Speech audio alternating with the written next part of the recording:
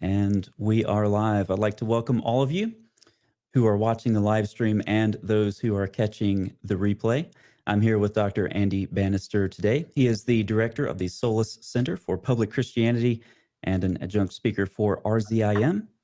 And he speaks and teaches regularly throughout the UK, Europe, Canada, and the USA, in the wilder world. He has a PhD in Islamic studies and has taught extensively at universities across Canada, the USA, UK, and further afield on both Islam and philosophy. He's also an adjunct research fellow at the Arthur Jeffrey Center for the Study of Islam at Melbourne School of Theology. He's also the author of a number of books, including the very popular, let me get through this without laughing, The Atheist Who Didn't Exist, or The Dreadful Consequences of Bad Arguments. Andy has a wife and 2 children, and the Bannister family currently lives in Scotland. There it is. There it is. It's great, Colin. Welcome. Great to be with you this evening. Thank you so much for having me on your show. Did you pick the title, or is that your publisher? That was the publisher actually picked the title. So it's easy for me to go, I love the title. I think it's really clever because I didn't come up with it. I was going to call it Why Sweden Doesn't Exist and Other Unfortunate Consequences for Atheism. And my publisher went, yeah, that's a bit too surreal. And they went away and came back with that title, which we liked. So it's done. Yeah. I've been really happy with that. They said we can do better. Yeah, They could definitely do better. Absolutely. Titles are not my strong point. Well, the title is interesting. The Atheist Who Didn't Exist. I rarely get email from people who identify themselves as atheists. It's mostly, hello, I'm a Muslim. Hello, I'm an ex-Muslim. Or hello, I'm a Christian. But in the last couple of days, I've gotten a couple people who have said I'm atheist or agnostic. And I have some questions. And these are people who are honestly considering Christianity. And I said, your questions are perfectly timed. So I'm going to give them to Andy Bannister, and we can discuss these in a much better format than simply typing a bunch of stuff through email. So I'll look forward to getting their questions to you as we get into the Q&A. There will be a Q&A for the viewers, so please keep your questions at bay. Until then, to the viewers, thank you for joining in. And I do want to say that normally I'm a very focused person. I have a rather narrow scope. But with Dr. Bannister, it's a bit difficult. He has a lot of different responsibilities. And so this will be a bit of a roller coaster ride. Who knows what we're going to... Who knows where we'll go, Colin? Who knows? So let's just start with that. What have you been up to recently? Some people know you as an RZIM guy. Some people know you as a Quranic scholar. Yeah. What have you been up to recently? What are your academic interests and so forth? Yeah. So yeah, you're right, Colin. I wear a number of hats and have worn a number of hats. So yeah, I was an RZIM guy because I'm talking to an American, an RZIM guy for 6 years, 2010 to 2016 in Canada. Then we left them and came back to the UK and got involved with taking an organization called Solas. And Solas is the Scottish word, the Gaelic word meaning sunrise, sunlight. And so that's the kind of imagery behind that, the imagery of the kind of light of the gospel spreading across the country. And we do 2 things really at Solas. We take the message of Jesus out of the 4 walls of the churches and into the public arena, particularly places like universities, workplaces, coffee shops, cafes, pubs, anywhere where we can go and put little low-key events on where people who don't have a Christian faith can come and feel welcome. And also we can engage their questions. And we find that cafes and coffee shops work a lot better than churches. If you haven't got a Christian faith, coming into a church, it can be quite scary, for Muslims watching this or for people who haven't got a Christian faith. I understand why coming across a church doorstep can be a bit unnerving, but coffee shops are great places. So we spend a lot of time in those kind of settings, looking at the challenges and questions about the Christian faith.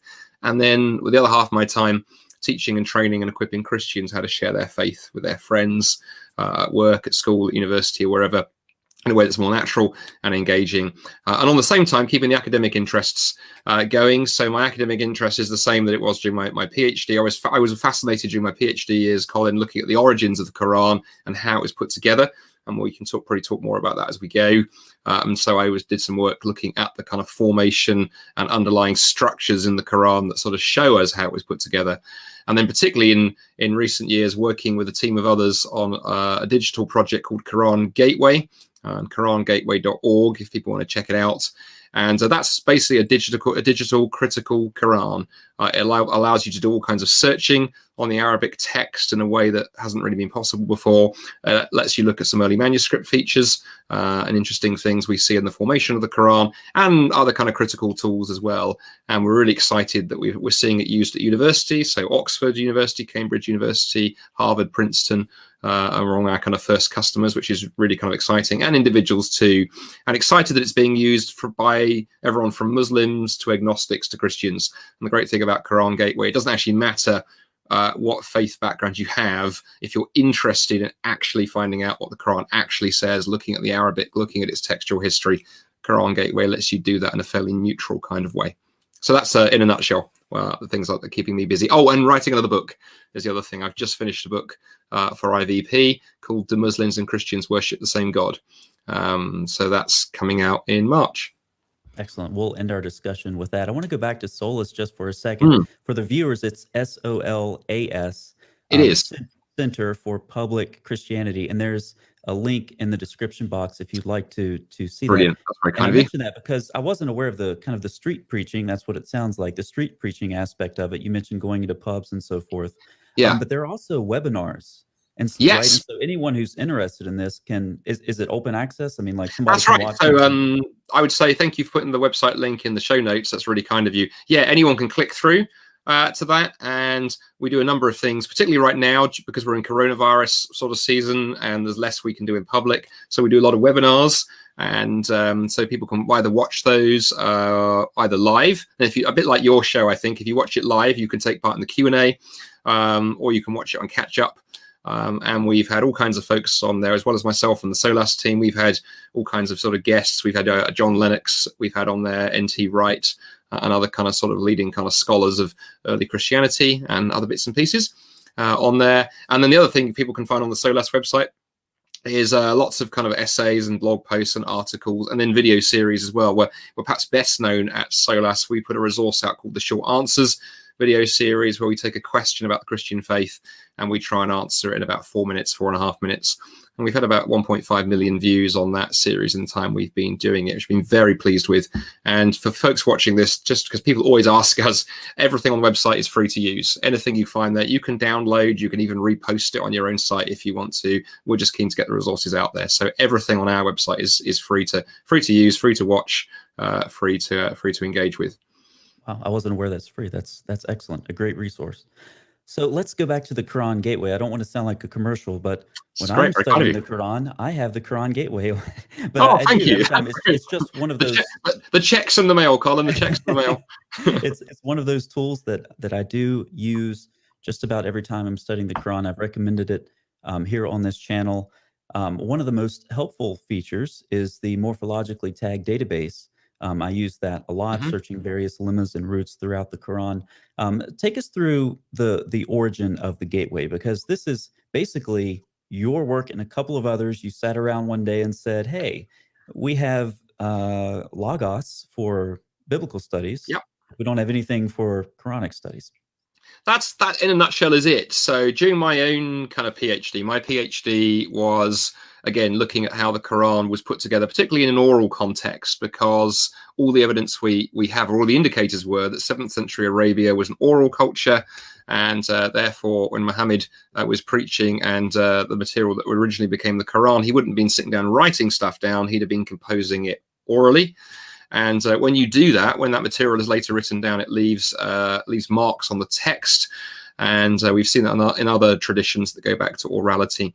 And so I was beginning to do some work looking for those features in the Quran. And it was very slow doing it by hand. So I began developing some rudimentary computer software that could let you look for these patterns in the Quran at high speed. And came across some work that had been done by another university already on this, but had then been abandoned, but put in the public domain. So I picked it up and improved it. And it was great. It helped me get my PhD. It was a lot of fun. And I kept thinking one day it needs improving, and I kind of put it on the shelf. But then a couple of years later, I bumped into, at an academic conference in the States, 2 other scholars who were doing very different work, but again, using computers. A guy called Daniel Brubaker, who was doing some work on scribal changes in the Quran manuscripts, and a couple of other folks messing around with kind of early Quranic stuff. And again, exploring how computers could help. And literally over a coffee late one night, we played with the idea of what would happen if we combined our interests and really tried to take it, as it were, to the next level. You mentioned Logos. For people who aren't aware of that, that's a beautiful piece of software for studying the Bible. And looking at its text and its languages and its manuscript, all kinds of things in there. And we had all that kind of material there for the Bible, but Quranic studies was lagging behind digitally. We really lacked a modern digital tool. So we very bravely, it's amazing what you commit to at 1 a.m. after rather too many espressos, we decided, well, let's just see if we could build something. And it's been an amazing process, really. We found another couple of people to work with. There's one who was quite good at fundraising to actually raise some money, to actually pay for some proper development on the software. And we spent 3, almost 4 years now, just continually adding to it. And then about a year and a half ago, I kind of lose track of where we are. It's amazing how COVID messes up your time scale. But I think about 18 months ago, we finally went fully public with that. And it's been really exciting. I mentioned some of the universities who are on board, lots of individuals like yourself using it. And the vision is really that we charge a low access fee, both to universities and also to individuals. And then that money gets poured back into Quran Gateway to pay for ongoing development. And it can do, all kinds of things. It can search the Quran. You can examine dictionaries and lexica. You can dive deeply into how the Quran uses kind of the particular words and phrases. You can look at it both in the text. You can also explore it through graphs and charts. You can look at pictures of early manuscripts. You can do all kinds of things. Actually, it's pretty exciting. I mean, I was obviously one of the people involved in it. I get excited. Like you, I use it on almost a daily basis, actually, or certainly whenever I'm researching either academic work or doing talks or stuff on Islam. I'll often have it there. The ability to, like, in 2 mouse clicks, see where any particular word you're interested in it appears in the Quran is something quite amazing. Actually, we've had it in biblical studies for decades. To have it now in Quranic studies is very exciting.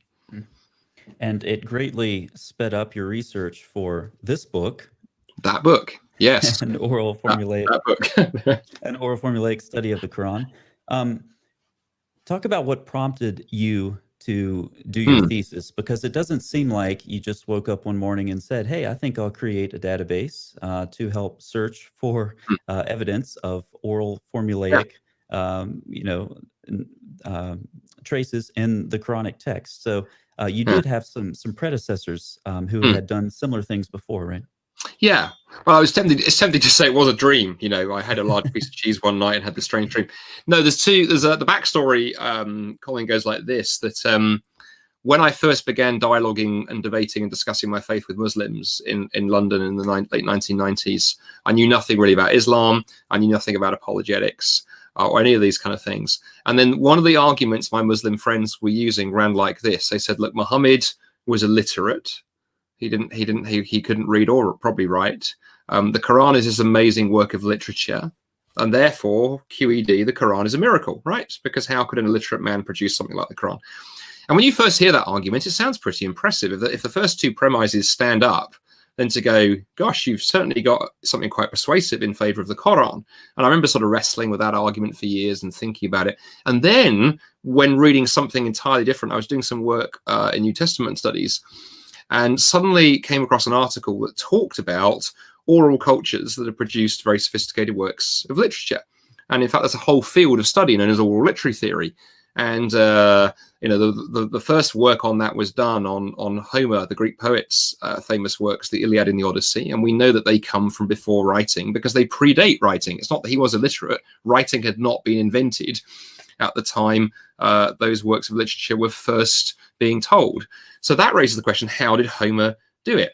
And in fact, now we know of hundreds of oral cultures around the world that have bequeathed great, quite impressive works of literature to us, but they were composed without writing. And there are a number of tools and techniques that you can use as an oral performer, but by far the most common, and we see it in hundreds of cultures, is this phenomena called formulaic composition. And in formulaic composition simply means rather than think in terms of words, as an oral performer, you think in terms of sentences or phrases, and you have a whole repertoire of these phrases and sentences that you can insert into your text, your poem, your story, as you compose it live in front of an audience. And it lets you compose at audience sort of composition speed. The audience don't have to wait for you to go, let me think what the next word is. And a great example of this today, we still have echoes of this today. I have a 5-year-old and a 7-year-old in the house. And if my 5-year-old were to burst through the door behind me and interrupt the webinar, and comes up to me and goes, "Daddy, Daddy, Daddy, can you tell me the story of the Three Little Pigs?" Very famous fairy tale. Without thinking about it, I'm going to begin by saying, "Once upon a time," because we know that's how you start a fairy tale. That's the formula you use. And I haven't memorized that. I know that because my parents used it, their parents used it, their parents used it, and that thing's been in that formula has been in use for hundreds of years. And you just know that's the way you start a fairy tale. Well, in oral cultures, hundreds of these short little phrases are used. And the people who first did this work, a gentleman called Milman Parry and Albert Lord, who did this work on Homer, notice that if you take a text and you analyze it and you see what percentage of it consists of these short repeated building blocks that are recycled time and time and time and time again, once you get above about 20%, you can become increasingly sure that the text you're dealing with was composed this way in an oral kind of culture by an oral performer. And they found that Homer's poems are about 25%. And this has now been applied to hundreds of cultures around the world, and the same thing holds up. Well, the thought occurred to me, someone needs to do this for the Quran and see whether the Quran was composed this way. And actually, at the moment I had that thought, I discovered someone's already done it. There was a guy called Alan Dundes, who was a brilliant American folklorist. And he wrote a book, 15, 16 years ago now, maybe even 20 years ago, called Fables of the Ancients. And he talked about the fact that when he first read a Quran, he picked up a Quran in his 50s. He'd been studying folklore for 30 years. He said, instantly to me, this looked like a piece of folklore because it used these short repeated phrases. He said, I went and bought a standard concordance of the Quran. I looked through and I could see these repeated phrases used time and time and time again in the Quran. And he calculated that the Quran was probably something around about 25% formulaic, but he was working on the English. And the critique, the pushback on him was, well, Alan, if you read the Arabic, this wouldn't appear this way. That was what Muslims would say to him. They'd say, if you read the Arabic, mate, this wouldn't hold.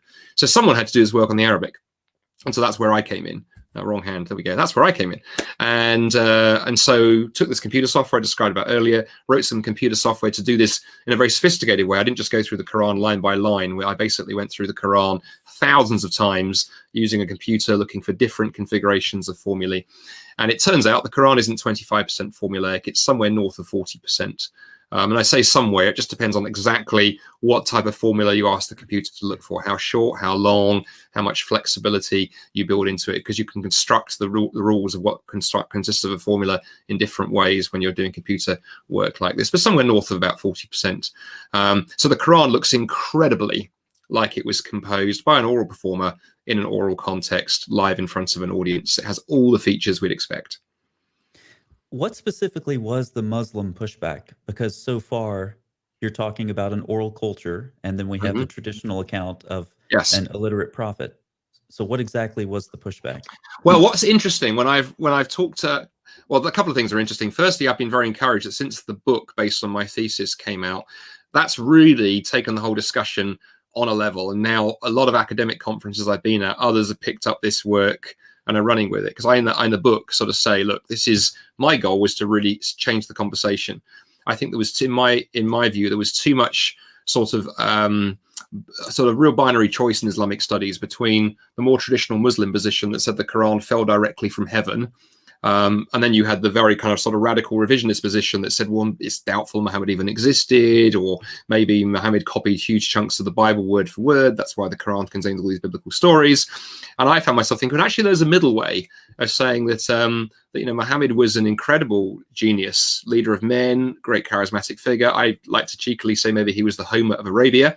So he didn't copy, he retold stories in a fresh way, but equally, the claim that it just fell directly from heaven doesn't stand up. And that's where Muslims have found this challenging to them, because, of course, Muslims believe that Muhammad was literally just a conduit. If you think about it, Gabriel comes, he teaches Muhammad the next portion of the Quran, then Muhammad preaches it. So there is none of Muhammad's personality or identity or creativity or anything of Muhammad in the Quran. In one sense, he was just a tube. Gabriel speaks into one end and the Quran comes out the other. And my thesis, I think, and now others who've worked on it have taken that work further, are showing, no, there are human fingerprints all over the Quran. It doesn't look like a book that was, an eternal literary product on tablets of stone that descended.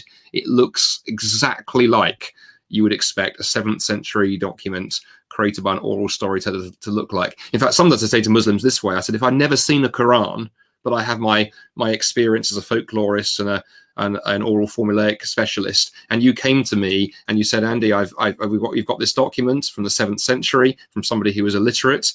What features would you expect? I would be able to describe to you a number of things we see in the Quran without even seeing the Quran. It fits that context beautifully. Furthermore, the other thing that's interesting, Colin, is it explains other things that we see going on. It explains, for example, why the Quran often tells the same story multiple times. So, for example, the story of Iblis and Adam. The story when Allah has created Adam, brings the angels into paradise, into paradise, tells them to bow down to Adam, and the angels refuse. The angels bow down apart from Iblis, who refuses. Iblis is cast out of heaven and becomes Satan in the Quran. The Quran tells that story 7 times, sometimes slightly longer, sometimes slightly shorter, different details every time, but the same story. And for a long time, scholars have said, why does the Quran do this? Why does it retell the same story with basic minor differences? What's the explanation there? Well, orality explains that beautifully, because there's another feature in oral traditional studies called performance variance that says that if someone tells the same story on different occasions, then you often get in the tradition different retellings of that same episode with minor differences. Again, if my son bursts through the door behind me, asks for the fairy tale, I tell him the fairy tale and we record it. You nicely recorded it for us, and then the same thing happens on a podcast with somebody else 3 days later, and we take those 2 transcriptions and compare them. My renderings of that fairy tale will not be the same because I've recreated it from live for this little audience of a 5-year-old who's sitting there wanting to be entertained. And the same thing happens in oral tradition. Particularly, we see the same thing in Homer's text. We see the same thing in many oral cultures, and we see the same thing in the Quran. So that's yet another feature. So I think for a Muslim, the disturbing thing is this cuts the foundations out from under the idea that the Quran came directly from heaven with no human involvement. It's got human fingerprints everywhere. I want to do a couple things now to help the audience understand the value of your thesis. You mentioned, I think, your 5-year-old bursting through the door, which hasn't happened yet. But it might yet, Colin. It might yet. I was going to say, I assume there's a possibility, or you wouldn't have mentioned it. But your 5-year-old bursts through the door and says, "Tell me the story of the 3 little pigs," and you say, "Once upon a time." You gave us a number earlier, about 40%. Yes. Oral formulaic. You're looking for sequences of roots, effectively, right? And so you may look for once upon a time. How often does this sequence occur? Or you may look for once upon, or once upon a time. Some variant of that number of roots, and you come up with different percentages of how much of the Quran reflects this oral formulaic milieu. And you're able to, in your work, push that pretty far. I mean, you're looking at rather lengthy strings of roots and finding that they do occur with a high degree of repetition. Is that a helpful way, do you think, to kind of explain that? Yes, I think that's exactly a helpful way to explain it. And so sometimes in the Quran we're looking for quite short sequences. Other times we're looking for longer sequences. So, for example, the phrase "O ye who believe," which is a phrase that introduces a lot of Quranic speeches where Allah is addressing the Muslim community. That phrase occurs something like 80 times in the Quran. The phrase "Allah over all things has power," which is a little formulaic phrase. It often comes after something else has been announced in the Quran. The Quran reminds its reader of the power of Allah over everything. Again, that occurs dozens and dozens and dozens of times. The other thing that's interesting that we see in other oral traditions is the phenomenon in the Quran where you have a formula, but then one element of it will change. So, for example, when Allah is addressing a prophet in the Quran, often the same formula is used and just the name of the prophet is changed each time. And so one of the things we've seen in other oral traditions is formulas have this ability to sort of contain a placeholder into which something specific is set. Or we see the same thing in Homer. The formula used when a hero sort of picks up his sword and gets ready for battle. It's exactly the same formula throughout the poem, but just the name of the hero changes on each occasion. And we see the Quran using exactly the same function. Because again, in oral culture, rather than the storyteller, the performer thinking up a different phrase every time, all they have to do is go, okay, I just lift that phrase off the shelf. I've got the little insertion block for the name of the person I'm talking about, and away we go. And the Quran uses that feature everywhere. So yeah, some of the most common formulas in the Quran occur 80, 90, 100 times. Others occur just 3 or 4 times. And that's really the power of computers. I mean, one of the things I say when I teach on this at universities is saying that I think, just as for biblical studies, in Quranic studies, big data, the ability to take the whole of the Quranic corpus and analyze it hundreds, thousands, even millions of times. That's the joy of computer software. You can just say to the computer, just keep looking through this, looking for different combinations of things, and keep going till you find things.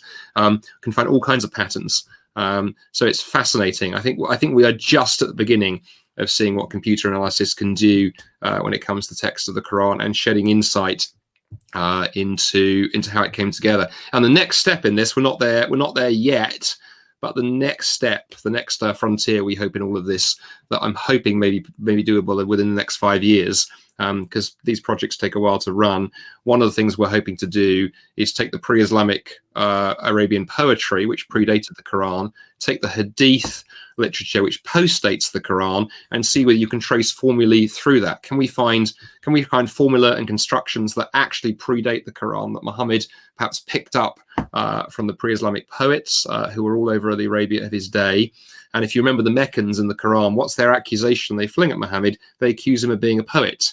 So there was something in him and what he was doing that sounded familiar to them. And I think it wasn't that he was copying directly from them, but he was taking structures, he was taking formula, he was taking rhythms and reusing those. And then, of course, we see the Hadith after Muhammad doing some of this, that even stuff that's not Quranic in the Hadith, I think, is often cast in the same kind of patterns and the same rhythms. And I think there's a big possibility here for computers taking us into that. First, we need to get those corpuses digitized and tagged so we can do that. But once that work is done, I think things are going to get very, very interesting in seeing what the connections are, particularly the Quran's connections to pre-Islamic poetry. I think there's a huge amount of work waiting to be done there.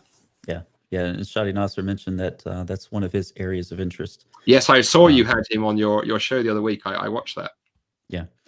And this is definitely a rabbit trail we could certainly get off on. The poet accusations, are these linguistic or are they theological? Very interesting stuff. Semantic, I'm sure. I think to throw my weight in very quickly, I think it's interesting. I'll tell you the thing I find most interesting. We don't go too far down this rabbit trail, Colin. But the thing that fascinated me and has fascinated others is Muhammad was accused by the Meccans, who knew poetry really well, of being a poet. He, on the other hand, denied it. Why that's odd is you would sort of expect the other way around. If you decided you were the funniest person ever and you stand up and start saying, I'm a really good comic, and other sorts of professional comedians come along and go, Colin, you're really not a comedian. Stick to the academic stuff. That's understandable. That happens all the time. People think they're better than they are. Muhammad, it's the other way around. The Meccans who know poetry really well and were really skilled at it say, hey, dude, you're a poet. And he, who is not such a poet, is like, well, no, I'm not. What's going on? And that puzzled scholars for a long time. When you take this oral formulaic approach, I think that begins to shed a window into this. Muhammad picks up the structure and the method of the poets, this kind of method of oral composition, but he puts totally new content into it. He doesn't talk about the things the poets talk about. He talks about other things, although using structures that people are familiar with. And it confuses people. So the Meccans are like, well, dude, this is poetry. This sounds like poetry. You've got like rhymes on the ends of things. And that whole rhythm sounds poetic. And he genuinely goes, but it isn't. I don't think I'm a poet. I think I'm something else. So in one sense, they were both right. The Meccans were correct. He was behaving like a poet in one sense. And in the sense that he meant, he wasn't. So I think it takes us to a fun place, actually, and explains the confusion that's preserved there in the Quran. Yeah. And he's also, the theological side of it is intriguing as well, because he's also accused of being possessed. And I believe I have to check on this. I think there's a good article in the Encyclopedia of Islam that describes, I believe one of the functions of jinn was to inspire poets. And so I think that there's something there as well. Well, interestingly, again, just very quickly, and again, we could go on so many tangents. Yeah. It's very interesting when you look at some of the later poetry, particularly there's a whole genre of poetry known as the Nabati poetry, which is the poetry, the epic poetry of the sort of the pre-Saudi Bedouins in that part of the world, and I forget the name of the person who did the research on this, will come back to me in a moment. He dug up some traditions where you could find these kind of Bedouin tribal poets talking about being possessed by their, he translates it muse, but the idea that the poetic spirit coming upon you and giving you the ability to compose live in front of an audience. So I think absolutely there were these kind of traditions that perhaps poets had their spirit, had their jinn, and had their muse, to use the Greek term. And again, you can see people perhaps looking at Muhammad and the way that he behaved, carried on and talked.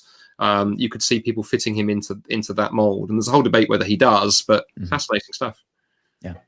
I want to help the viewers understand your work as well by contrasting it to a different approach. And you mentioned the Adam and Iblis stories, the cycle, earlier. Just to give the viewers some background, there have been numerous scholars recently who have looked at these passages. Scholars like Angelika Neuwirth, Whitstone did in his, Joseph Whitstone in his PhD dissertation, Edmund Beck. And what they're doing is they're looking at different surahs, like Surah 7, for example, and Surah 20, and they're saying, okay, which of these came first? And then they look at Surah 2, and Surah 2 has an interesting feature where the command to get down is repeated in verses 36 and 38. And so what some of these scholars have done is said, okay, well, if you put Surah 7 and Surah 20 together, imagine some redaction going on there, an editing hand, and what you end up having is some rough seams where you merge these two surahs, and then you get this command to go down that's repeated twice. And so this is very much a Western sort of redaction criticism approach that imagines a scribe at a desk with Surah 7 and Surah 20 and kind of putting them into that section of Surah 2. Your approach would be, no, these are performance variants, correct?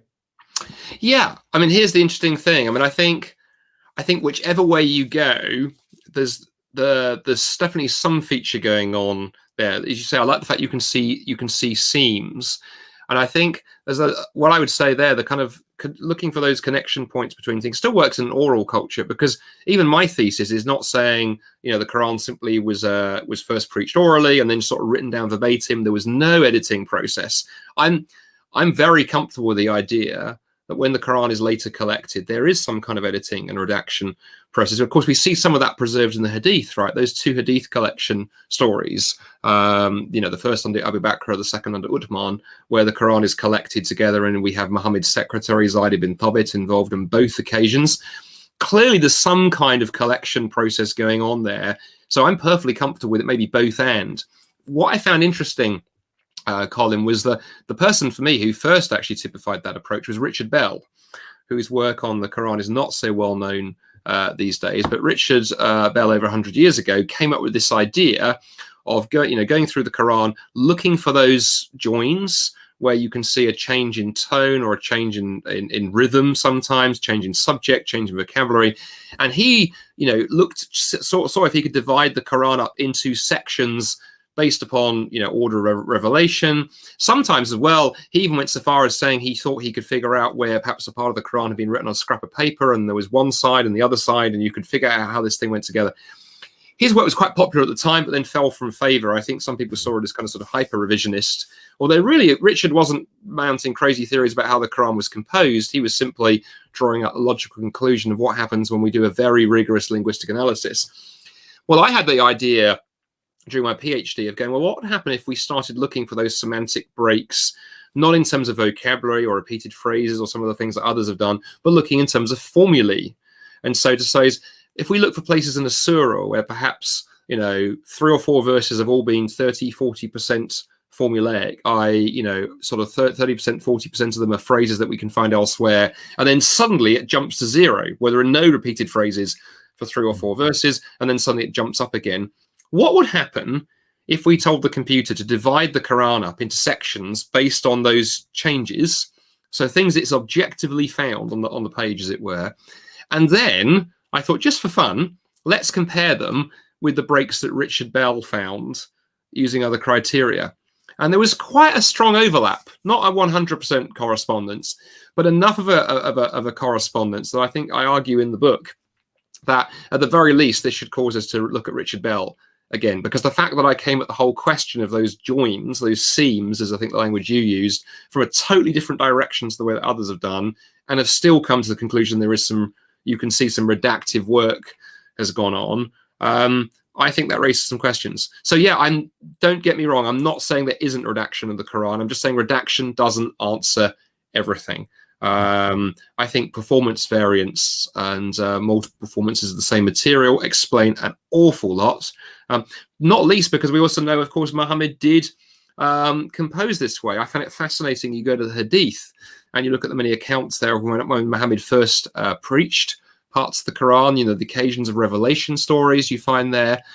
So often, you know, a situation arises and Muhammad seemed to have had this ability to stand up and just preach something, you know, extemporaneously that solves that answered the question, or even domestic issues, right? There's some domestic, his wives are having a squabble over something and Muhammad has a revelation on the moment to answer it. And to go, that looks incredibly oral formulaic, very much like oral performance, that ability to do that. So I don't think it's either or. I think it's both and I would be as worried about somebody perhaps taking my ideas and going, okay, it's totally oral formulaic and there's no redaction work done. Muhammad preached it this way, and then it was almost like sort of transcribed in stone the moment he died. I'd have as much problem with that as somebody saying, well, there's no oral evidence in the Quran. It was all literary. And that's my one nervousness about some of the approach you've described. You know, what's come to be known as the German school, Angelika Neuwirth and others, it is a very text-based approach, because that's historically what the Germans have been good at. They were the same in biblical studies. They love poring over texts and analyzing written texts and things. And that's why I think early critical work on the Quran was so source critical. You know, look at Abraham Geiger and others, you know, the early kind of revisionist work done on the Quran. It was very much based on the assumption, here's the Quran, you know, here are these earlier texts, and Muhammad has clearly, you know, copied pen and paper style. And of course that breaks down when you actually look at the text and compare those two texts and see, you know, the Quran clearly is not a verbatim copy of the Arabic Gospel of the Infancy or the Infancy Gospel of Thomas or some of these earlier texts. But boy, is there influence. There's clearly influence. There's clearly intertextual connections. So yeah, long answer to a really good question. It's both and. I think it's redaction on top of an oral composition at the core of it. So let's talk about the range of these performance variants and how extreme they can be. The story of the Abraham cycle, or the stories of the Abraham cycle, in some of these stories, they are quite different. So Surah 19, for example, Abraham criticizes his family's idolatry. He's threatened with stoning by his father, and then he just leaves. In Surah 21, Abraham goes through and smashes the idols and frames the largest idol as the one doing the job. Right. Does such a stark difference, is that allowed for in a performance variant, or is this some improvisation going on? I think again, you'll hear me saying a lot. I like this phrase. I think it is both and again, I think, to use a contemporary example, because for folks who are not familiar with this, again, let's come back to our fairy tale example. You know, my kids will allow me, if I told them the story of the Three Little Pigs, depending on how much time I've got, if I've got 20 minutes to fill before dinner, and I'm doing that by the fireside or something, because we always have a fire lit in Scotland because it's always damp and cold. I can improvise in all kinds of ways, and my kids love it when I do that. I'll tell the same basic story, 3 pigs and a wolf and 3 houses, but I'll have all kinds of fun with it and throw extra bits in and details and so forth, and it doesn't faze them at all. The moment I break from the core narrative, if I introduced a 4th pig, or if it turned out I made the wolf a vegetarian and he just came around for a potluck vegetarian roast or something and didn't start trying to eat pigs, then my kids are going to throw a riot. So I'm constrained to some degree by the framework of the story, and I think we see the same going on in the Quran. You know, there's Abraham, his dad, the idols. You know, the basic framework of Abraham had a problem with idolatry and sort of turned his back and walked away. That framework is the same in each retelling, but you can expand the details. The same is true in the Iblis and Adam stories. There's 7 retellings that I focus on in my PhD. The shortest of those is 1 verse. It's incredibly brief. God commands the angels to come in. I think it's the one in Surah 2 verse 34. There's a quick episode with bow. I'm not going to bow. I'm off, says Iblis, and bang, he's gone.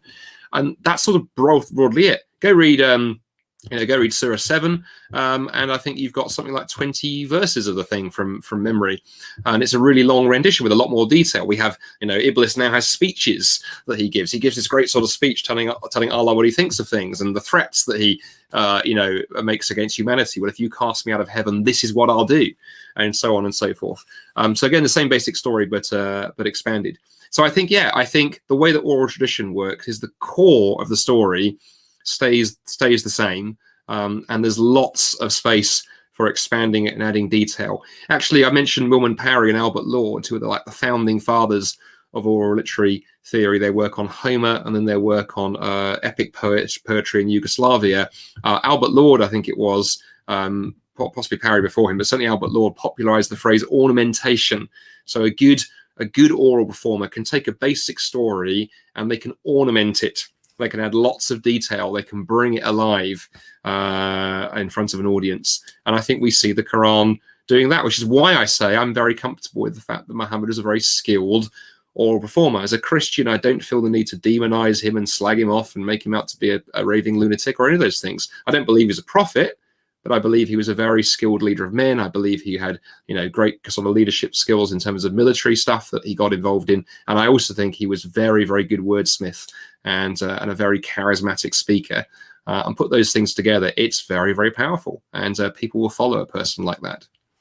Yeah, that's a good point. There are all kinds of outside influences that could have shaped these stories. Like you mentioned, time. Time is one of them that could have shaped these stories that are, of course, lost to us forever. But that's very interesting. I know Batsheva Garcia looked at some of these stories. It's in modern Hebrew, but she has a book on this, Bible, Midrash, and Quran, and she talks about her theory is that some of these stories just look a little bit too much like Muhammad's move from Mecca to Medina. Yes. And that some of these are basically shaped to make Abraham look, of course, very similar post hoc. Yeah. Well, I'd say to answer that, actually, there, Colin, I think that's definitely going on. I think context changes things. And again, I love to use analogy because it helps people see how this stuff works. This can work, all the time. People will shape a story depending on context. A good example of another place you see performance variants are Fred Donner, who's professor of Islamic studies up at University of Chicago. The analogy he uses to explain performance variance, he talks about, think about a politician's stump speech. So right now in the USA, you have the misfortune or the joy, depending on your view of politics, to be in election season. And so, folks are whizzing around the country giving speeches. And depending on who he's speaking to, if Biden or Trump have a great story, they will change that story depending on the audience. If you're addressing like a blue collar, kind of a, sort of working audience there in, Chicago, Detroit or something, you might use the same story, but you might angle it differently. So if you're addressing a bunch of stockbrokers in New York City, politicians are masters of doing this, of telling the same story and changing it depending on context. And then on the Quran, the person who really did this work actually is you've probably read everything I've read. Mark Dury's book, The Quran and Its Biblical Reflexes. Yes. What Mark, who's an Australian linguist and Islamic specialist, look at that, we can play match. Mine's got Mark. See, I read mine. Look, it's got post-it notes. So Mark, as you know, then Mark took my work and built upon it massively, and Mark's done amazing things with it because he's a planet brain. I can but hold on to his coattails, and one of the things Mark does is exactly that. Mark looks at where these formula, particularly some of the themes in these formula, the theological ideas, appear in Muhammad's career. And the big idea in Mark's book is that you can divide Muhammad's career up, certainly still along the traditional Meccan and Medinan lines, but Mark figures it slightly differently. He said, look, in the beginning of Muhammad's career, as you read the Quran, you can see that there's lots of threats cast for people who won't believe in Islam. If you don't believe in Allah and the Prophet, there'll be a judgment coming. There will be a judgment, and Allah will judge you, and there'll be destruction like the previous civilizations were judged. And of course, what happens is that judgment doesn't fall. And what happens in the Quran, Mark identifies this beautiful phrase he describes as eschatological crisis. Muhammad has threatened death and destruction to those who don't believe. Lots of people haven't believed in Mecca, and no death and destruction has come. And then in the latter part of Muhammad's career, you see a shift in his preaching. And now the language is, well, actually, Muhammad is that death and destruction. Muhammad is the judgment of Allah, and the Muslims will destroy those who don't believe in them. And that's where you get verses like Surah 9, verse 5, and other things. And you can track that trend through the Quran, but Mark does it using the formulae. He says you can see, what are the themes that turn up in certain oral formulae at different points along that path, and it not merely explains Muhammad's career very, very well. I think again it gives us another framework, very simple framework for understanding the Quran. So yeah, absolutely, context plays into this in a big way. Yeah, and Mark Dury's book, just for the viewers, it's an excellent book, The Quran and Its Biblical Reflexes, subtitle Investigations into the Genesis of a Religion. And it's insightful in a number of different ways. It has been upwards of $90, even at the beginning of this year, but now it's down to $40. So I think the publisher finally brought it down. So pick up Mark Dury's book if you haven't, or if you've been put off by the price before, it has gone down some. I have a question from Karen from Patreon. She says, various scholars and researchers have looked to the places like Iraq and Petra for the origins of Islam. Do you follow any of those theories? And if true, would they have any effect on your thesis about the Quran being primarily an oral There's a product? good question. Thank you. Was it, sorry, Karen, you said was the name? Yes. Thank you, Karen, for that question. Yeah, so the person who I think, really in recent years has popularized that theory has been Dan Gibson. And Dan is, although I think he's a Canadian originally, lived in the Middle East for sort of 30, 40 years. And really began being intrigued by, when you look at the Quran, there are a number of features that are interesting. One of the features that is interesting is that all the place names that are mentioned in the Quran, and there are not many, actually. I think there's only like 7 different place names mentioned in the Quran. In the Bible, there are hundreds, but in the Quran, it's only a very small range of place names. Most of those place names that we can identify are right up in northern Arabia. They're not down in the Meccan end of things. They're up in the way up in the north. People like the people of Midian and others, and that's puzzling. Why is the Quran constantly, if originally it was particularly in the Meccan period, it was being preached and revealed down south in Mecca, down the peninsula? Why is it constantly talking about this stuff up in the north? Furthermore, when Muhammad is then warning people about the judgment of Allah, we talked about that a moment ago, there's lots of reference to, consider the ruins of the previous civilizations, see how God judged them, he will judge you if you don't behave the right way, and so on and so forth. Well, that's long puzzled scholars, because what the heck was he talking about? Because when you look around, around Mecca, where Mecca is today, there's no great ruins of previous civilizations. It's just sort of dust and desert, really. So what was he talking about? Again, if you go north, you mentioned Petra in your question, Karen. Petra is a classic place to go if you wanted to preach that sermon, because if you've ever been to Petra, if you haven't been to Petra, you can look up pictures online, or of course you can watch Indiana Jones and the Last Crusade, because the final scenes are filmed in Petra, and you get to see all of the city in its glory. My wife and I had the privilege of going to Petra a few years ago, and you walk into there and you're like, wow, this is like, talk about the wrecks of previous civilizations, because the ruins are all around you in the cliffs. So Dan had the genius of saying, figuring out, maybe the Quran we've got located in the wrong place. What if early Islam began not down in Mecca, but began up somewhere up in Petra? Because that would solve that question. The preaching makes sense. But he didn't just stop there. He looked at other pieces of evidence. He looked at, for example, if you look in the Hadith and the early Islamic traditions, you get some very strange military reports. When the Meccans attack Medina, they attack from the north, which is peculiar. According to some commentators and historians, they attack from the north, which is bizarre because Mecca is south. And you can see some early Islamic historians having to invent stories whereby, the Meccans march past Medina, do a 180-degree swing and come down from the north to confuse the Medinans, which looks a little bit peculiar, particularly when you're marching an army through a desert and there's no water. So there's all those kind of reports. And then the piece de resistance was... Dan had the idea of looking at a lot of the prayer directions, the qiblas of the earliest mosques that we know through archaeology, because we know that the prayer direction changed in early Islam. That's preserved in the early Islamic histories. It's preserved in the Quran, actually. And everyone assumes that originally the mosques were focused on Jerusalem, that the Muslims prayed towards Jerusalem, and then after Muhammad fell out with the Jews, it was reorientated to Mecca. But Dan has done some archaeological work and satellite data and other bits and pieces, and shown that a lot of those early mosques that we have preserved today, or the ruins are preserved today, were actually their prayer direction was pointing somewhere north of Medina, not south down towards Mecca. And actually, Petra could well fit that. So lots of pieces of evidence flow into that. I would say, Karen, I think the jury's out. I'm not totally convinced fully by the Petra thesis. I think there are some questions for me. I think it's a little bit too neat. And I worry about, theses that are just too neat, that sort of, do tie everything together with a red bow on the top. I do think there are still some questions. I think we have some mosques, for example, whose prayer direction is not as clear. I think there are other bits of evidence that are like, well, it could be Petra, it might not be. What I would say, I'm more and more and more convinced that northern Arabia is where Islam looks like it began. I think as a Quranic specialist, the argument that the Quran seems much more interested in northern Arabia than in the locale where Mecca is today, I think that does hold water. So yeah, I am sort of a semi-adherent of that theory. I'm not, you'd have to show me more evidence that Petra is the solution, but I think it's further north. How that would change my work, probably not, because I say the interesting thing is you could simply relocate everything and the broad shape of early Islam still stand up. You could still have Muhammad claiming he's a prophet, drawing upon the early traditions that predate Islam, trying to position himself as a prophet like the Jews, failing, but then figuring out he can use religion to unite the Arabs into a all of that works.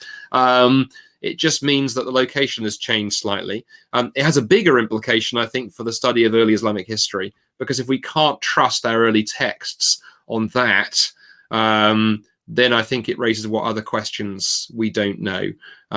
But certainly, I think the thing that I'm very cautious of, and that whole story has taught me, there is so much about early Islam that we think we know, but when you just ask the scholarly question, how do we know? Then I think you run into big question marks. And I just like with students, when I teach this sort of stuff at university, I often like to say, okay, where did Islam begin? People say, well, Mecca. And I go, great. How do we know that? What date was Muhammad born? 570 AD or thereabouts. Okay, how do we know that? And when you ask that, how do we know that question of a lot in early Islam, there are a lot of question marks. And there's a lot more work to be done. There's a lot more gaps than people realize and appreciate. And fundamentally, your thesis simply requires Muhammad, wherever he was, to be near a common pool of oral tradition. Absolutely. Yeah. And the thing is, going north, you actually get that because we have Syriac Christianity was strong all across that region. And it's interesting, right? When we look at the connections between the Quran and early traditions, and you kindly mentioned Quran Gateway, one of the newer features in Quran Gateway, a lot of those connections are now built into Quran Gateway, so you can do a couple of clicks and be reading those earlier texts that the Quran is somehow linked to. So many of them are Syriac, big connections between the Quran and Syriac Christianity, and having things a bit further north would make that much more powerful connection. Yeah. Joseph Whitstone did an excellent job of not showing that there's no Jewish influence. There's certainly plenty of Jewish influence in the Quran and Hadith, but he also does a really good job of saying, hey, everybody, there's Syriac here as well. And so his dissertation is absolutely fascinating. Let's, wow, we're already 55 minutes into. We're already 55 minutes in, right? This is fun. Okay, let's move to let's see if we can do this one quickly. Quranic studies is absolutely exploding right now. It's going in many different directions. What developments do you find interesting, and what are you tracking? Oh, now there's a question. I mean, there's so much. I mean, exploding is the word, right? We've got stuff happening all over the place, and it's very, very exciting.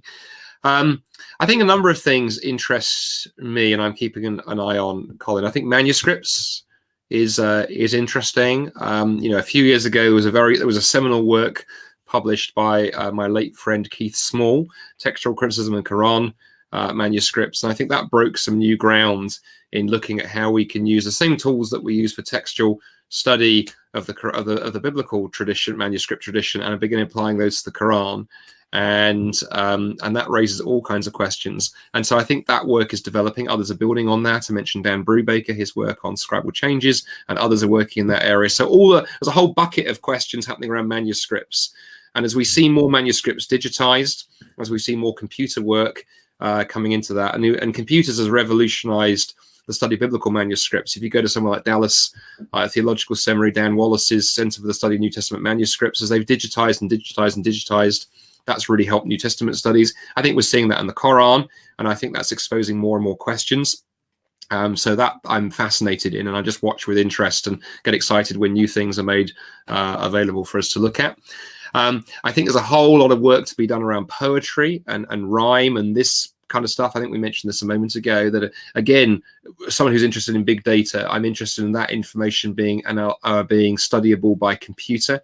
And so we're hoping in the next short while to bring up the work that others have done and bring that into Quran Gateway. But I'm watching the work that folks are doing on things like rhyme and rhyme structure in the Quran. I think there's a lot of stuff there going on. And then lastly, we've touched on this in the conversation already, the work that's being done on the connections between the Quran and earlier traditions. I think we know a lot more now about Syriac Christianity than we did even 10, 20 years ago. And the work that's being done looking at the connection. And again, what was interesting, I think early work on the Quran was very wooden. It simply said, look, here's a story in the Quran, here's a story in some Syriac source. It's obviously copied. And quite rightly, I think Muslims went, well, okay, I'm not convinced. Show me the process, show me the evidence. And I think some of that evidence in some of those early claims was sketchier. Now I think we're getting much more sophisticated in the work that's gone on there. A book that was a huge influence on me, and it's not new, but the work in this kind of vein is carrying on. A book that was a massive influence on me as a young scholar, Reuben Firestone's book, Journeys in Holy Lands. What he does in that book, he looks at the Abraham and the sacrifice story in the Quran, because the story of Abraham and his son and God's command to sacrifice the son. And then Abraham takes the son up the mountain, and then God provides a substitute. That story we know is there in the Bible. The Quran retells that story. In the Quran, it doesn't tell you who the son is. In the Bible, it's Isaac, Abraham's son, through whom the prophetic line and the promise will come. In the Quran, it's not clear who the son is. And then later on, as you get into the Islamic tradition, it's made very clear it's Ishmael, the father of the Arabs, who was the child of promise. And what Firestone does in his book is a brilliant analysis of how that story has changed as it's been told through the Quran and through early Islamic history. And we're getting more of an understanding, I think, of how stories shift as they're used theologically. And I think there's a lot of exciting work to be done around that. And actually, throw one more in for you in similar vein. I think a lot more understanding into how Islamic theology develops. Mark Dury's book that we've mentioned has been brilliant in that regard, but other work that's going on. And again, to give you just one example, you think of the story of Muhammad's prophetic call. The Quran just alludes to that story. By the time you get into the Hadith and further on, you've got the whole story of Muhammad and the mountain and the cave and Gabriel and the suicide threat and everything else, all built up there. Where's that come from? How did that story develop between the Quranic era and the time it's being retold a couple of hundred years later? And I think there's some exciting work beginning to be done on development of Islamic theology and the life of Muhammad as well. So yeah, all these pieces. And I suppose what they have in common, Colin, is we're really beginning to really understand the foundations of Islam, I think, much, much better. Islam did not fall fully formed from the sky. There was that period of formation, certainly those first 200 or 300 years, where it was a very busy, energetic, very creative time as Islamic theology and jurisprudence and philosophy and Muhammad's biography and understanding of the Quran and indeed the shape of the Quran all in flux. And I think we're seeing huge strides being made. Lots more work to be done, but it's an exciting time to be in Quranic studies and early Islam. It is absolutely an exciting time. Before we move to the Q&A, I want to give you an opportunity to give us a promotion on your next book. Do Muslims and Christians worship the same God? Due for release sometime around March in 2021. So thank you for that. So that's a topic that's interested me for the last 5 or 6 years. kind of really, because as well as Islam being my specialty, I'm also interested in sort of culture and cultural questions. And for a long time, I mean, I think there's been certainly an assumption among people who don't have any Christian faith, any religious faith, that all religions are essentially the same. I hear that a lot on university campuses and in secular settings. That seems to be the default position. If there is a God, then just follow the religion that seems true for you and do that faithfully. It'll be okay. Well, that is also, when it comes to Islam, has morphed into this Abrahamic faiths idea that Islam is a religion in the same sort of family grouping as Judaism and Christianity. And, the argument sort of goes this way, Jews and Christians, you worship Yahweh, Muslims have Allah, the Jews and Christians have the Bible, Muslims have the Quran, Muslims and Christians go to church, Muslims go to the mosque, and they follow Jesus, Muslims follow Muhammad. And you line these things up in columns, and it's essentially the same, right?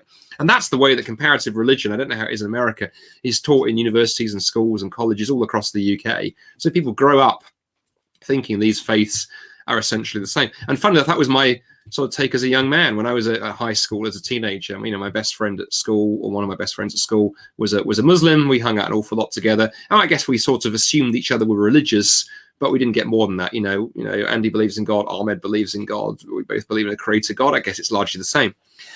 But then I began to be really fascinated. What happens if you actually put that thesis to the test? The thesis that that Islam and Christianity are largely the same. Certainly, the thesis that Allah is the same. Because the thing is, when people use words, you need to fill those words in, right? So when someone says they believe in God or they worship God, I think that's not enough, Colin. I think you need to ask, what do you mean by God?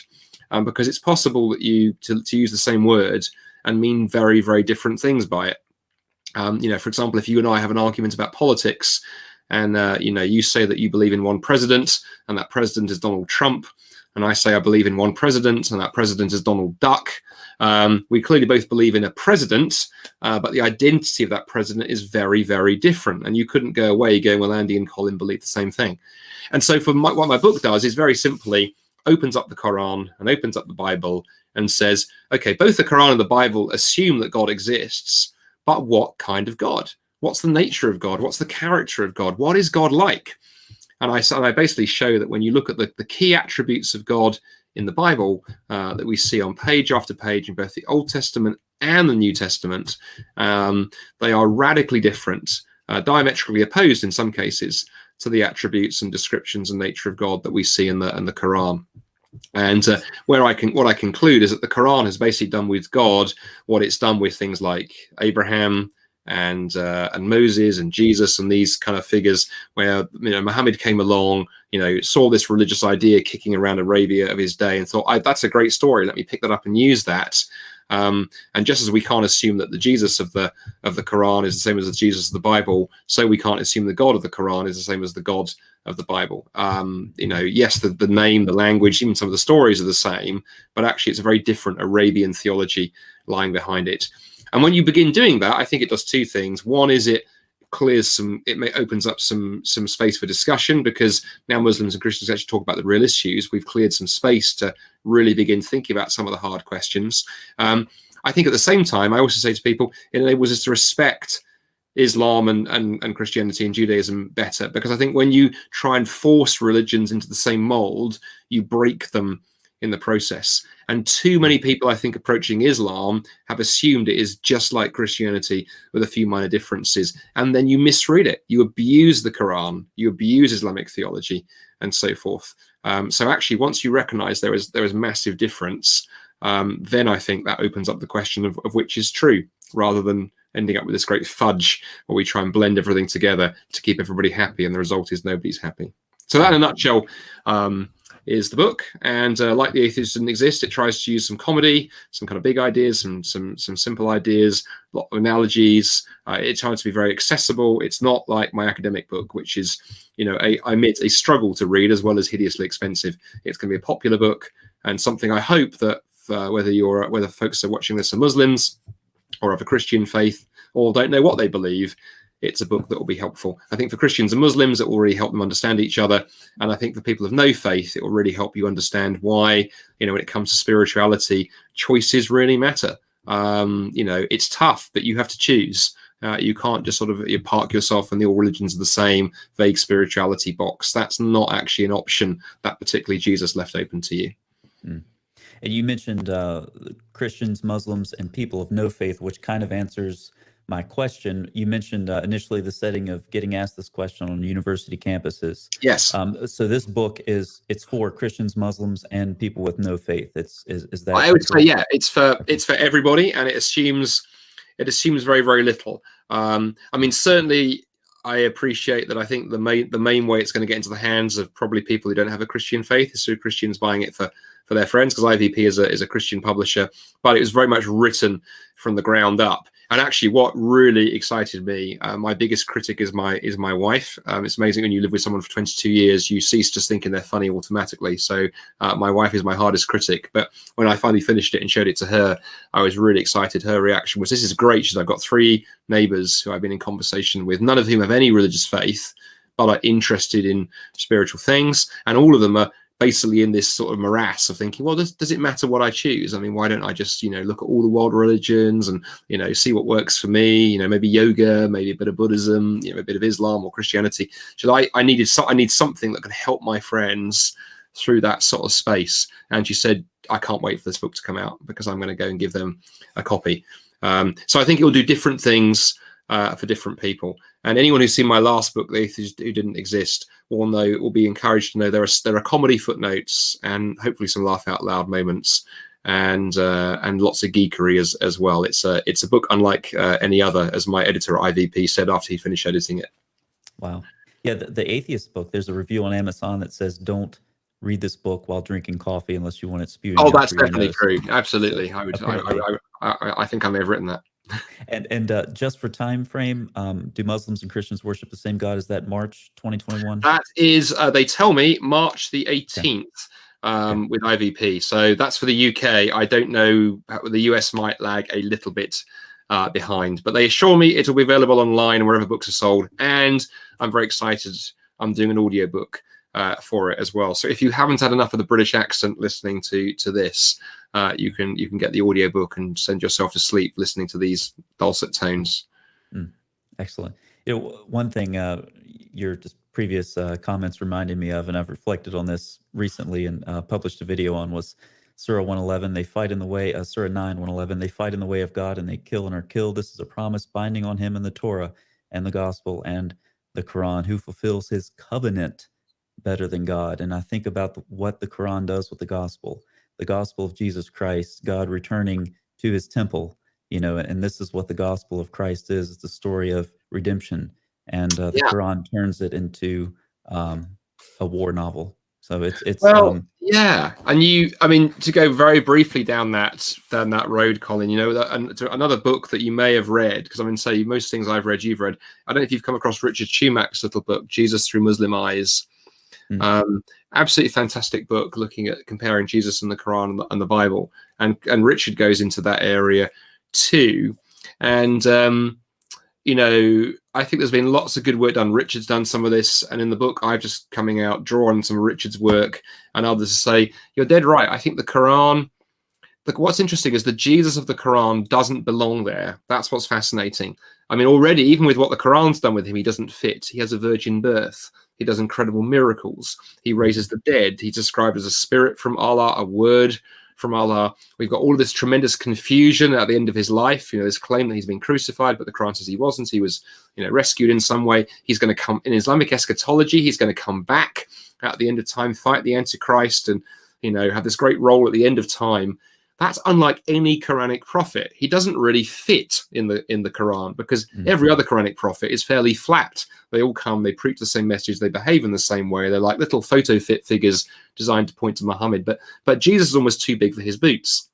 And I think what the Quran has basically done is borrowed the story of Jesus out of the gospel. When I say borrowed, Muhammad's picked up stories of him, been drawn to him, heard these stories that everyone's telling in Arabia about this amazing figure of Jesus. And Muhammad's done some editing and some tweaking to make him fit, but he doesn't belong. And he obviously doesn't belong.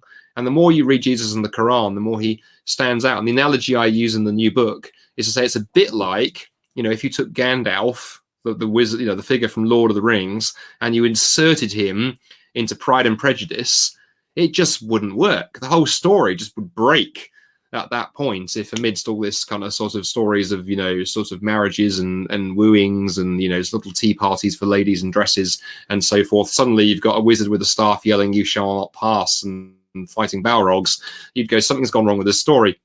And I think that's what happens with the Quran and Jesus. Is that Jesus is a big giveaway, and for the reasons you say, you know, in the Bible, he fits, you know, all of those Old Testament promises and prophecies that point towards him, all that messianic foreshadowing, and then Jesus's you know, ministry, all the claims he made, the miracles he did were not just random miracles. They were there to demonstrate how the kingdom of God was breaking into history in and through what he was doing as he fulfilled all those messianic prophecies. You know, he prophesies his death on multiple occasions, goes up to Jerusalem, prepared to die, to achieve that mission of salvation that he believes that is his to fulfill, and then rises dramatically from the dead, vindicating all those claims he made. And that then points forward into everything that comes later in the New Testament. Jesus fits beautifully in the middle of the New Testament. Take him out of that, rip all those connections out, and drop him into the Quran, and it just looks hideous. It looks like a total road crash. And I think the Quran doesn't know what to do with him. And I always say to Muslims, the more you read the Jesus and the Quran, the more you're faced with the question, who was this guy? Who exactly was this guy? And the good news is the Quran doesn't know the answer, but the Gospels do. And so we need to read the Gospels. Yeah, and this highlights the importance of your upcoming book and books like Mark Dury's as well, that show these real substantial, meaningful philological and theological differences between the two. I want to get to some questions from email that I got that I mentioned at the beginning of this live stream. We have about 18 minutes left, and so let's go through. There are about 3 of these, and the first one is, and these are honest, sincere seekers. And the question, so I guess what I'm asking is, why are you so sure Christianity is true? That's a wonderful, wonderful question. And what's interesting, it's a hugely important question. So, you know, I appreciate the person asking that, because I think that Christianity works in so many ways pragmatically. You know, one of the most common talks that I get asked to do when I speak on universities or in workplace settings, or I do cafe events, I have a talk that I do called "Does Life Have Meaning Without God?" And really, it's nothing more than walking people through a whole series of quotes from leading atheists through the years, pointing out that if there is no God, if we are just atoms and particles and molecules, some pretty disastrous things follow. Pretty disastrous things follow for human rights because there's no foundation for them, and pretty disastrous things follow for meaning and value and purpose. None of those things are possible. If Christianity is true, on the other hand, you know, we're not just random accidents of time plus chance plus natural selection. We were created by God who loves us, created for a relationship with him, and created by God who loves us so much that when that relationship with him was damaged, he steps into history in the person of Jesus and goes to the cross in order to pay for my guilt and your guilt, so we can be brought back into relationship with him. That's a tremendous story, and the hope and the peace and the meaning that hang on it are unbelievable compared to atheism. But it raises the question, is it true? It might be a wonderful story. It might be an infinitely better story than atheism, but is it true? So I'm so encouraged to hear the person asking that question. So I think the answer is, the reason I believe it's true is I like to think of the evidence for Christianity as a multi-stranded rope. One of my hobbies, I'm a climber. I like mountain climbing. I like it at rock climbing. And whenever I go rock climbing, I use a rope for good reason. And good climbing ropes, you know, it's not just a single strand of sort of lycra. It's a whole multi-strands woven together, which means if you fall as a rock climber, you're not going to go to your death, but bounce nicely on the end of the rope. And Christianity is the same. It isn't held together by one line of evidence. Is like held together by multiple lines of evidence. So to give you just a few, and then I'll point you to a couple of resources, because there are dozens and dozens of lines of evidence.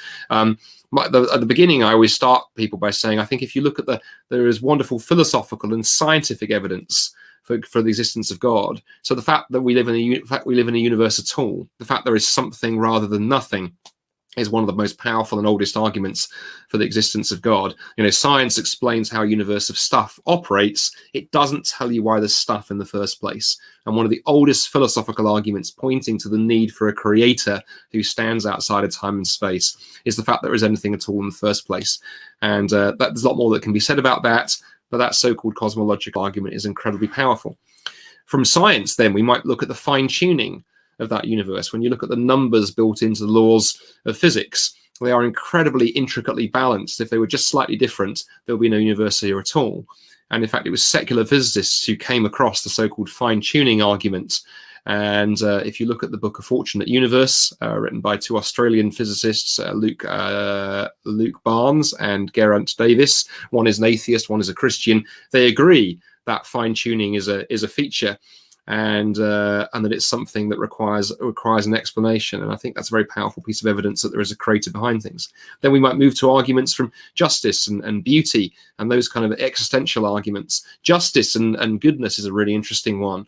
You know, many people have observed that if there is no God, then moral values collapse. You just, everything collapses into personal preference. But it does seem that we live in a moral universe. It does seem that as human beings, we can't live without the reality that, you know, murder is really, really, really wrong. Even if myself and Colin managed to hypnotize the entire world to believe it's okay, moral values do seem to exist in the way that mathematical truths exist. And so now that takes us very much into the territory that there has to be somebody who is the ultimate backstop to that, the ultimate definition of good itself. And again, that gets you powerfully into God territory. And so we've now got three strands on our rope. But so far, you've now got some just kind of generic theism. Those arguments together, and there are dozens I would add if I had time, which give you a God who's a creator, a God who's powerful, a God who's a very careful designer, a God who is goodness and justice itself.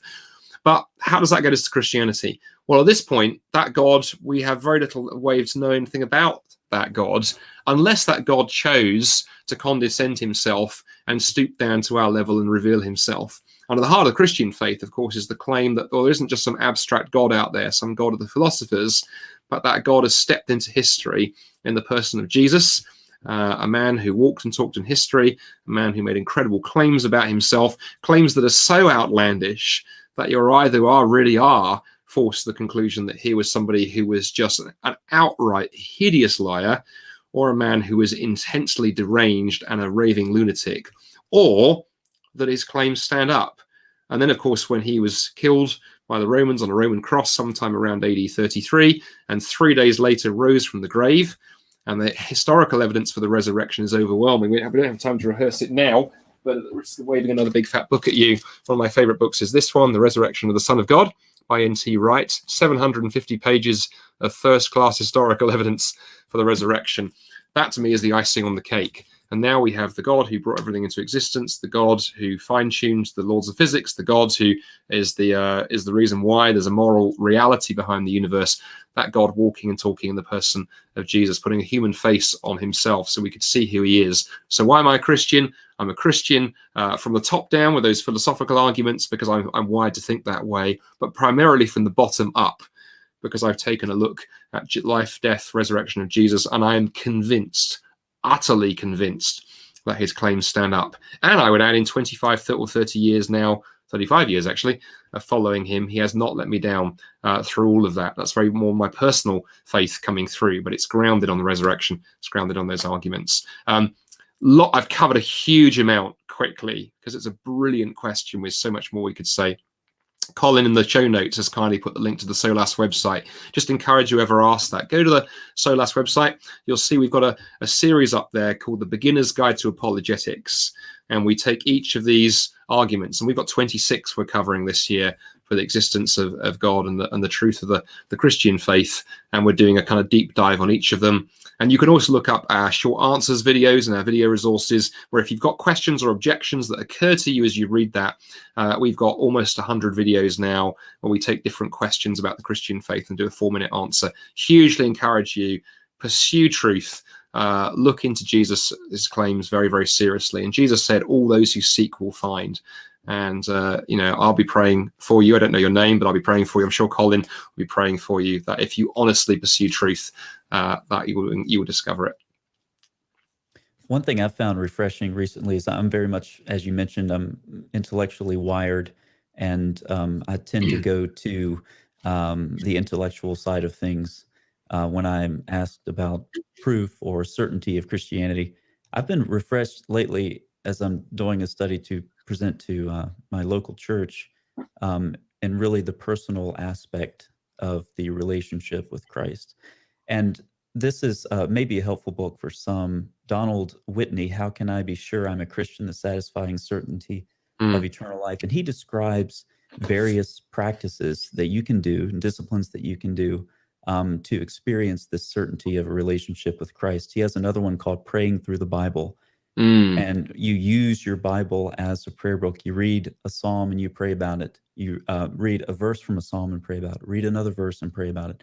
And I've been doing these things recently, and I just find that they are very, very helpful. These aren't things that you use in mm, a debate. I'm not going to stand up on a stage and talk about this, but from the personal, experiential side of Christianity, it's a very personal religion. The God of Christianity is personal, and so I would encourage you to use mm, those resources. And while you're contemplating the intellectual side of things, mm. give the personal side of Christianity some attention as well. Oh, The that's wonderful second, advice. One thing very quickly to add, Colin, and then we'll do that second question, is to go, one thing I often say to folks when I'm talking one-to-one to them, the other thing for folks who are listening to this who are, agnostic or sitting on the fence or not sure where they are, is to say there's an old prayer known as the Seeker's Prayer. And it can be very, very helpful if you pray it seriously. It's not some kind of game, but if you genuinely want to know, I think a great prayer to pray is just say, look, God, I don't really know if I believe in you or not, but I really want to know. I really, really want to know the truth. Would you show me who you are? Would you lead me to truth? Would you help me discover what you're really like? And pray that repeatedly and consistently. Look, if Christianity isn't true and atheism is the truth, and all we have ahead of us is the void and an eternal destruction, what have you got to lose? But the God of the Bible, in speaking, Jesus said, those who seek will find. And one of my friends, late friends and heroes, was Nabil Qureshi, who probably read that. You'll be aware of Nabil's stuff, Colin. Nabil's amazing book, Seeking Allah, Finding Jesus. That was the prayer that, as a Muslim, he began praying repeatedly. He just wanted to know what was true. And he just began praying, God, I want to know whether it's the Bible or the Quran. I want to know whether it's Muhammad or Jesus. Would you show me? And if you haven't read that book, you should definitely read Seeking Allah, Finding Jesus, because that's what happens. God reveals himself to him very powerfully. And at the end of the book, of course, he becomes a Christian. yeah, and that's an interesting story of a true intellectual with one doctorate and another on the way, Yeah, who came to Christ through a very personal testimony. That's that's right. fascinating. Why does God care about our sexuality? And I think the context of this Mm, question in particular is homosexuality. So, yeah. what do you have to say about that? Yeah, but I'm conscious of the time, and so I'm going to try and I will definitely try and do a short dive into this one. And again, let me begin by pointing out a resource. There's a brilliant book on this whole question of God and sexuality, written by a friend of mine called David Bennett. And this is David's book, A War of Loves. And David was an Australian atheist gay rights activist, and had a very powerful encounter with Jesus. And actually, I think it was a coffee shop in Sydney. And then that book is the story of what happens next, and his discovery of what it means to follow Jesus and what the implications are and how he works that out. It's a brilliant book. And the great thing is we had a webinar with David and another friend of mine called Anne Witten, who's got a not as dramatic, but a still pretty similar story of coming to faith from an LGBT background. And we have a webinar with both David and Anne, and that's on the SOLAS website. You can go watch that and catch up. It's a beautiful conversation, because rather than me, who's a kind of happily married heterosexual male, saying, well, let me tell you what God thinks about sexuality, it was great to have them whose story is coming to faith from that background and who've wrestled with the questions. There's an authenticity there. So if this is an issue that for you is a particular one, or you've got friends for whom this is an issue, and that's why you asked that question, it's something that's holding you back, really encourage you, go to the SOLAS website and watch that webinar with David and Anne. In a nutshell, why does God care about sexuality? Well, for a couple of reasons. God created us as sexual beings. I know at times the church has been a little bit reticent historically to talk about sex, but the Bible isn't. And the Bible is very honest that, God created us as sexual beings. God created Adam and Eve and brought them together as husband and wife, both in terms of companionship and also in terms of family and procreation. And sex is right at the heart of that.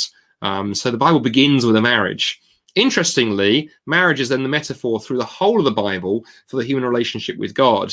And at the end in the New Testament, we have this beautiful image of how Jesus, the bridegroom, and the church, the bride, will marry and be united forever in the new heavens and the new earth. So marriage is this kind of central metaphor throughout the Bible for our relationship with God, and it's the central building block that God has put into creation for families. And so God is actually very concerned with, I think, the way that he's designed us for flourishing, both flourishing as individuals and flourishing in community. That's the first reason. Second reason, I think the reason that God cares so much about sexuality is sexuality is one of those things as human beings that we have a tendency to make the central idol of our life. One of my favorite writers is a secular, well, maybe agnostic writer called David Foster Wallace. And David wrote an essay towards the end of his life called This is Water. He wrote this amazing statement where he said, in the day-to-day trenches of adult life, everyday life, there is no such thing as atheism. There is no such thing as not worshipping. Everybody worships. And the only choice we get is what to worship.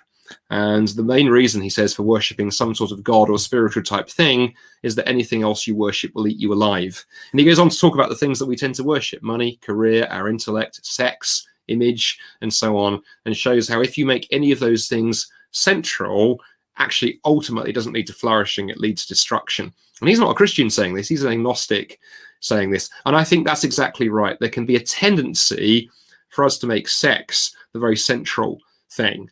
And so that's why I think God cares about sexual intimacy belonging in its place, not being the thing around which we build our entire lives, not being out for as much pleasure with as many people and scoring as many notches on the bedpost as we want, not defining sex any which way we would like, not enjoying sexual intimacy with someone outside of the framework that God designed, which is a faithful, committed covenant relationship between a man and a woman, because God knows when sex happens outside of that, it becomes an idol and it becomes destructive. So I think those are two big parts of the equation for me. God wants us as human beings to flourish. He wants to see family flourish. He wants to see that image of God represented within creation flourishing. And he wants that template for human relationships to be at the center of everything. And so that's why God cares deeply about human sexuality. But the one caveat I'd add on top of that is that does not mean, if you are somebody from an LGBTQI plus background, that God wants nothing to do with you. The amazing story of the gospel, and I think this comes through so powerfully in David's book, is that the gospel is open for anyone who would believe. Jesus never turned anyone away. In fact, he was, if you read the gospels, he was criticized for hanging out with all of the wrong people and spending his time with the people who didn't measure up in the eyes of the religious leaders. Jesus never turned anyone away, and he never turns anyone away today. He doesn't leave you as you are, but there are no preconditions to becoming a Christian. Becoming a follower of Jesus is somebody who's willing to lay their life down and say, I'm taking my hands off my life. Jesus, you are Lord, and I'm not. I want to follow you. I want to be forgiven. I want to know that relationship with God that Colin and Andy have talked about. I'm willing to hold nothing back, but I'm also, willing for you to come in and begin putting me back together again. And I think sometimes the church has given the impression that you have to kind of measure up to a certain standard before you can become a Christian, which is a travesty of the gospel. The gospel is free for all of us. All of us come to Jesus with our baggage, not first having sorted it out. So if you're somebody who's wrestling with these things, encourage you, bring it to Jesus. It's going to be much easier to work those things through with his support and him in your life than it is trying to figure them out all first and get yourself in a position where you can go, okay, now I'm ready for God.